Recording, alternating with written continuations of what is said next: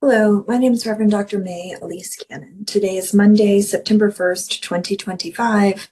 Today is day 696 days of what now the world's leading international agency on genocide has declared as a genocide in Gaza.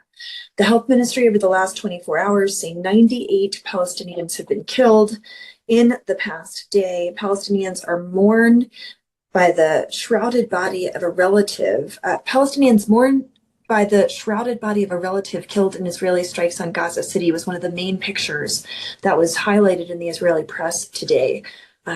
Overnight at Al-Shifa Hospital into Monday, Gaza's health ministry confirmed 98 Palestinians at least killed, 404 wounded in the 24 hours that just passed. 46 of those killed died while they were waiting for the distribution of aid. There have been 2,294 Palestinians killed while they were attempting to get food from aid sites. On Monday, it was announced that 9 Palestinians died of hunger and malnutrition in the last 24 hours. Since the beginning of all of the atrocities on October 7th, 63,557 Palestinians have been killed. That's a minimum number, and 160,660 have been injured. Since Israel broke the ceasefire, 11,426 Palestinians have been killed since March 18th of this year. 9 Palestinians, including 3 children, died of hunger and malnourishment in the past 24 hours, specifically, including 3 children. I wanted to spend a few minutes today talking about the occupied West Bank. There was a brochure that just came out highlighting the architecture of coercion, subjugation, and domination, about how Israel is intensifying their restriction on movements in the West Bank. So I'm going to go through some statistics to give you an idea of what's happening in the occupied West Bank. 849 movement obstacles. They include 89 permanent checkpoints, 149 partial checkpoints, 196 road gates, 122 which are closed. I was just there a few weeks ago and I'd gotten through one of the exits, which is not even the exit to Beit Zahor. You have to drive around to a different village. And right after I got through the checkpoint, it was a road gate, it was closed. And you have to drive sometimes for hours when these gates are closed. There are 104 concrete roadblocks, 158 earth mounds, 316 obstacles blocking access to 8 major roads throughout the OPT. These statistics are from the UN OSHA update from March 2025, and so those numbers have even increased since then. The impact means 44% of medical permits for people to be able to go to Israel for medical treatment have been denied. 100,000 Palestinians have had their worker permits to be able to work in Israel canceled. There's been the obstruction of ambulances that's tripled. There have been 387 incidents this year. Drastic increases in the commute times impacting all aspects of life. 150 farming communities have been cut off from their land. Specifically, there have been case studies on Nablus and Hebron and Bethlehem. In the north of the West Bank, there are 128 military obstacles that encircle Nablus and Hebron. That's just one city that has 128 obstacles. This severely impacts 110,000 students, 6,000 teachers. This means 60% loss in tourism, 20% commercial goods are damaged or delayed, 28 checkpoints are in a small zone that's under full military control. 7,000 residents have endured a 15-day closure, and schools and the only health clinic were shut down for 7 months. In Bethlehem, it's the most heavily restricted city. It's also the largest city with a Christian population, has the highest number of Israeli checkpoints, 47 new military gates across the Bethlehem governorate, 30 new cement blocks on agricultural roads that lead to Kalkia. There have been 100 denomes of private farmland behind the annexation wall that are prime locations for farmland that have been lost. Access has been lost to them. And the estimated economic loss for Bethlehem is $1.4 million annually. I'm surprised it's not much higher than that.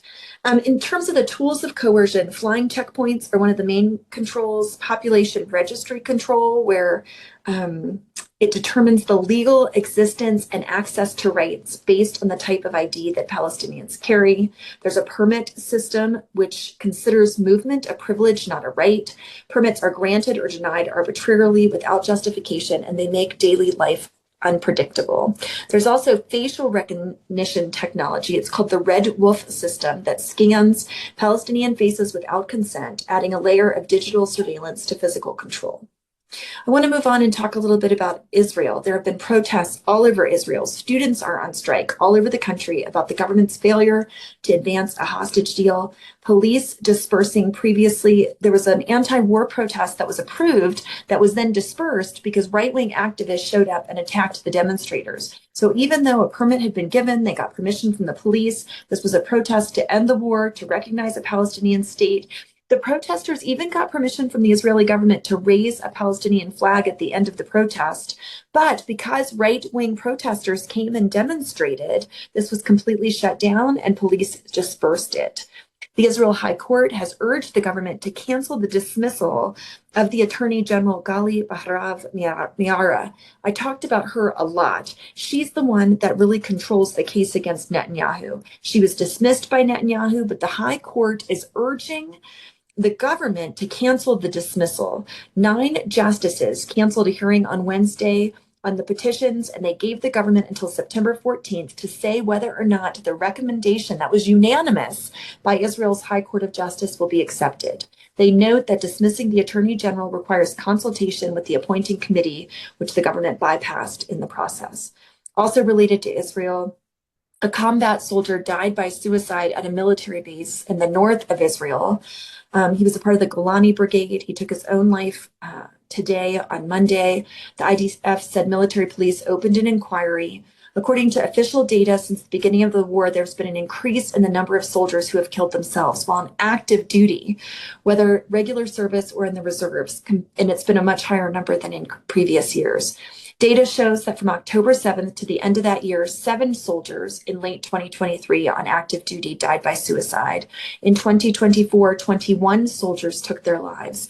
And since the beginning of this year, between January and August of 2025, 19 Israeli soldiers on active duty have taken their lives. In the decade preceding the war, the number of the suicides in the army averaged 13 per year. The IDF said that a drone was launched from Yemen and was intercepted before crossing into Israeli territory. That happened in the last 24 hours. And the Houthis said they attacked the Israeli oil tanker, the Scarlet Ray, with a ballistic missile in the Red Sea. We heard that the vessel and the crew were reportedly unharmed. I have a couple updates from the international community. I mentioned the world's leading genocide scholars association said Israel is committing genocide in Gaza. This was according to a resolution that passed today. The Israeli government responded, and criticized that report. The International Commission of Jurists submitted a request for the vice president of the top United Nations court, Julia Sebtenid, to be investigated after comments she made about Israel. On August 10th, there was a church in Uganda where she said that the Lord is counting on me to stand on the side of Israel. And her colleagues are arguing that that reveals a bias and that she should be dismissed because she doesn't have judicial integrity, and it's being called into question. So this is for the ICJ. The UK Foreign Ministry or Foreign Secretary Lammy said that the UK does not see a contradiction between a two-state solution and Israel's security, and Germany has warned against Israel displacing Palestinians in Gaza and the West Bank. Germany rejects all thoughts that would lead to the displacement or dispossession of the Palestinian population. They said Gaza has to be a part of the future Palestinian state within the framework of a two-state solution. There was also an aid flotilla that had taken off that again holds Greta Thunberg, and it had to return after its departure. It returned to Barcelona because of weather and because of storms. It's carrying symbolic aid, pro-Palestinian activists. It is including Greta Thunberg, who was detained by Israel on the last flotilla mission. And so the organizers have not said when they plan to resume that flotilla journey. In the US, I wanted to call your attention to an article that's by Axios, where Tony Blair and Jared Kushner met at the White House last Wednesday, and they met to discuss a post-war plan for Gaza. So Tony Blair and Jared Kushner Days after the meeting, Kushner was in Israel. He was discussing the talks in Washington with Prime Minister Netanyahu, and Blair was meeting with Mahmoud Abbas to discuss the same. I wanted to close with the verse that someone said to me they sent it to me over the weekend, and it encouraged my spirit greatly. I was talking about being so frustrated, and they sent me the passage, Jeremiah 1:9, that says, "Have I not commanded you? Be strong and courageous. Do not be afraid. Do not be discouraged, for the Lord your God will be with you wherever you go." May we remember that verse on behalf of the people of Palestine, Israel, of the entire Middle East, for all who suffer. May we remember that verse that God is with us as we continue in our efforts towards peace. In the name of Christ, amen.